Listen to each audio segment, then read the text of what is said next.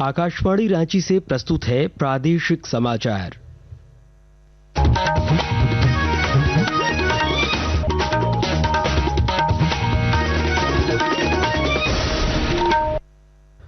नमस्कार, प्रादेशिक समाचारों के साथ मैं चंदन कुमार कौंडिल्य। पहले मुख्य समाचार। प्रधानमंत्री नरेंद्र मोदी आज सुबह 11 बजे आकाशवाणी पर मन की बात कार्यक्रम में देश विदेश के लोगों के साथ अपने विचार करेंगे साझा। कृषि मंत्री शिल्पी नेहा तिर्की से चैंबर के प्रतिनिधिमंडल ने की कृषि मंडियों में सुविधा बहाली की मांग, जल्द कार्रवाई का मिला आश्वासन। हाई कोर्ट ने राजमहल तेजाब पीड़िताओं को 1 लाख मुआवजा देने का दिया आदेश। पीड़िताओं के बेहतर इलाज और पुनर्वास को लेकर कोर्ट सख्त। राज्य भर में आज से बारिश से मिलेगी थोड़ी राहत। बंगाल की खाड़ी में बना निम्न दबाव क्षेत्र पड़ा कमजोर। और 64वीं नेशनल ओपन एथलेटिक्स प्रतियोगिता की शानदार शुरुआत। प्रतियोगिता के पहले दिन देश के कई एथलीटों का शानदार प्रदर्शन। और अब समाचार विस्तार से। प्रधानमंत्री नरेंद्र मोदी आज सुबह 11 बजे आकाशवाणी पर मन की बात कार्यक्रम में देश विदेश के लोगों के साथ अपने विचार साझा करेंगे। यह इस मासिक रेडियो कार्यक्रम की 126वीं कड़ी होगी। यह कार्यक्रम आकाशवाणी और दूरदर्शन के समूचे नेटवर्क, आकाशवाणी समाचार वेबसाइट और news on AIR mobile app पर प्रसारित किया जाएगा। इसका सीधा प्रसारण आकाशवाणी समाचार, DD न्यूज, प्रधानमंत्री कार्यालय और सूचना तथा प्रसारण मंत्रालय के YouTube चैनलों पर भी किया जाएगा। हिंदी प्रसारण के तुरंत बाद क्षेत्रीय भाषाओं में भी इसका प्रसारण किया जाएगा। राज्य की बाजार समितियों का इंफ्रास्ट्रक्चर डेवलपमेंट, सुरक्षा और मंडी में मूलभूत सुविधाओं की कमी से हो रही असुविधा पर झारखंड चैंबर ऑफ कॉमर्स ने कृषि मंत्री शिल्पी नेहा तिर्की से मुलाकात कर व्यवस्था में सुधार के लिए हस्तक्षेप करने का आग्रह किया है। मौके पर कृषि मंडियों को अत्याधुनिक स्वरूप देने और मंडियों को किसान व्यापारी हितैषी बनाने के मुद्दे पर चैंबर ने मंत्री के साथ चर्चा की। मंत्री शिल्पी नेहा तिर्की ने प्रतिनिधिमंडल की सभी बातों को गंभीरतापूर्वक सुनते हुए सकारात्मक कार्रवाई का भरोसा दिलाया है। प्रधानमंत्री नरेंद्र मोदी द्वारा घोषित GST बचत उत्सव समाज के सभी वर्गों के लिए लाभकारी साबित हो रहा है। इस महीने की 22 तारीख से लागू अगली पीढ़ी के GST सुधार भारत की अप्रत्यक्ष कर प्रणाली को सरल बनाने की दिशा में एक महत्वपूर्ण कदम है।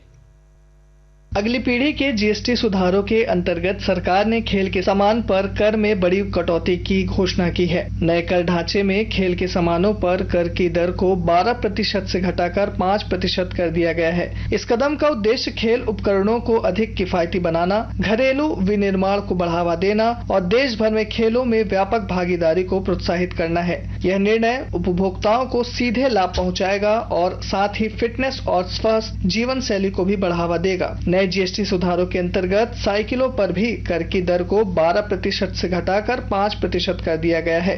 वहीं साइकिल के पुर्जों पर भी टैक्स 12% से घटाकर 5% किया गया है। इस कटौती से साइकिल के इस्तेमाल को प्रोत्साहन मिलेगा और छात्रों, फिटनेस प्रेमियों तथा युवाओं पेशेवरों में साइकिल चलाने की प्रवृत्ति बढ़ेगी। इस महीने की 21 तारीख को प्रधानमंत्री नरेंद्र मोदी ने राष्ट्र को संबोधित करते हुए लोगों से स्वदेशी उत्पाद खरीदने की अपील की है। उन्होंने कहा कि इससे घरेलू उद्योगों, छोटे निर्माताओं, स्थानीय कारीगरों और MSME को बढ़ावा मिलेगा। सकलीन अख्तर के साथ आदित्य प्रताप सिंह, आकाशवाणी समाचार, दिल्ली। जामताड़ा जिले के सुदूरवर्ती कुंडहित प्रखंड कार्यालय परिसर में उपायुक्त का कैंप कार्यालय का आयोजन किया गया। इस दौरान उपायुक्त रवि आनंद ने ऑन द स्पॉट 6 लाभुकों के सर्वजन पेंशन योजना को स्वीकृति दी। त्वरित रूप से 6 लोगों का पेंशन स्वीकृति दिया गया। कुछ नए आवास से संबंधित है, पशु से संबंधित है, मुआवजे से संबंधित है और मेय योजना से संबंधित है। तो उन लोगों को हमने आवेदन ले लिया है और जांच कराया जाएगा ब्लॉक के पदाधिकारियों के द्वारा और योग्य पाए जाएंगे वो लोग व्यक्ति, तो लाभुकों को हम लोग योजना का लाभ जल्द से जल्द प्रदान करेंगे। साहिबगंज जिले के राजमहल की तेजाब पीड़िताओं को 1 लाख रुपए मुआवजा राशि देने का आदेश झारखंड हाई कोर्ट ने दिया है। कोर्ट में उपस्थित स्वास्थ्य सचिव ने कोर्ट को बताया कि पीड़िताओं के इलाज का खर्च सरकार उठाएगी और उनके पुनर्वास के लिए उचित व्यवस्था भी की जाएगी। आकाशवाणी के ताजा तरीन समाचारों के लिए आप हमारी वेबसाइट newsonair.gov.in पर लॉग ऑन कर सकते हैं। ताजा समाचार X handle @AIR news alerts और Facebook page all India radio news पर भी उपलब्ध है। आप प्रादेशिक समाचार एकांश के X handle @AIR news_ Ranchi और Facebook page Akashvani news Ranchi, Instagram page तथा YouTube channel AIR news Ranchi पर भी हमारे बुलेटिन सुन सकते हैं। प्रादेशिक समाचार आप आकाशवाणी रांची से सुन रहे हैं। रांची जिला में इस वर्ष दशहरा और महात्मा गांधी की जयंती पर शराब का सेवन और इसकी बिक्री पूरी तरह से बंद रहेगी। जिला प्रशासन ने साफ कर दिया है कि 2 अक्टूबर को शराब की कोई भी बिक्री या परिवहन नहीं होगा। गढ़वा जिले में प्राथमिक स्वावलंबी सहकारी समिति के माध्यम से महिलाओं को स्वावलंबी बनाया जा रहा है और जानकारी दे रहे हैं हमारी संवाददाता। गढ़वा जिले में महिला स्वयं सहायता समूह के माध्यम से महिलाओं को स्वावलंबी बनाया जा रहा है। जिले के सभी प्रखंडों में इसको लेकर संकुल स्तरीय प्राथमिक स्वावलंबी सहकारिता समिति का गठन किया गया है। इस समिति के माध्यम से महिला स्वयं सहायता समूहों को विभिन्न प्रकार के सहयोग किया जा रहा है। इसमें आजीविका संवर्धन के साथ विभिन्न प्रकार के ऋण देकर उनको स्वरोजगार से जोड़ा जा रहा है। इसके अलावा इस समिति को सरकार की हर योजनाओं से जोड़ा जा रहा है। महिला समूह के सक्रिय होने से सभी पंचायतों में सामूहिक संसाधनों का संरक्षण हो रहा है। सभी प्रखंडों में एक लक्ष्य लेकर तय सीमा के अंदर यह कार्य किया जा रहा है। इसमें जो प्राथमिक स्वावलंबी सहकारिता समिति अच्छा कार्य कर रही है, उनकी दीदियों को सम्मानित भी किया जा रहा है। विनोद कुमार पाठक, आकाशवाणी समाचार, गढ़वा। खूंटी पुलिस और उत्पाद विभाग की संयुक्त टीम ने कल भंडरा और जिलेंगा में छापेमारी अभियान चलाया। अभियान के दौरान टीम ने लगभग 60 लीटर अवैध देशी शराब बरामद किया। साथ ही शराब बनाने में उपयोग किए जाने वाले करीब 700 किलोग्राम जावा महुआ को मौके पर ही नष्ट कर दिया गया। इधर सिमडेगा जिले में लंबे समय से फरार अपराधियों की गिरफ्तारी के लिए पुलिस द्वारा चलाए जा रहे ऑपरेशन रेड हंट में लगातार सफलता मिल रही है। पुलिस ने पिछले दिनों 5 लाल वारंटियों को ओडिशा, बिहार और छत्तीसगढ़ से गिरफ्तार किया है। पुलिस अधीक्षक एम अर्शी ने बताया कि इन आरोपियों के खिलाफ हत्या, फिरौती के लिए अपहरण, धोखाधड़ी और मारपीट जैसे आरोप हैं। क्रांतिकारी स्वतंत्रता सेनानी भगत सिंह की आज 118वीं जयंती है। इस अवसर पर उनको पूरे देश में श्रद्धांजलि दी जा रही है। भगत सिंह का जन्म वर्ष 1907 में आज ही के दिन पंजाब के लायलपुर जिले के बंगा गांव में हुआ था, जो अब पाकिस्तान में है।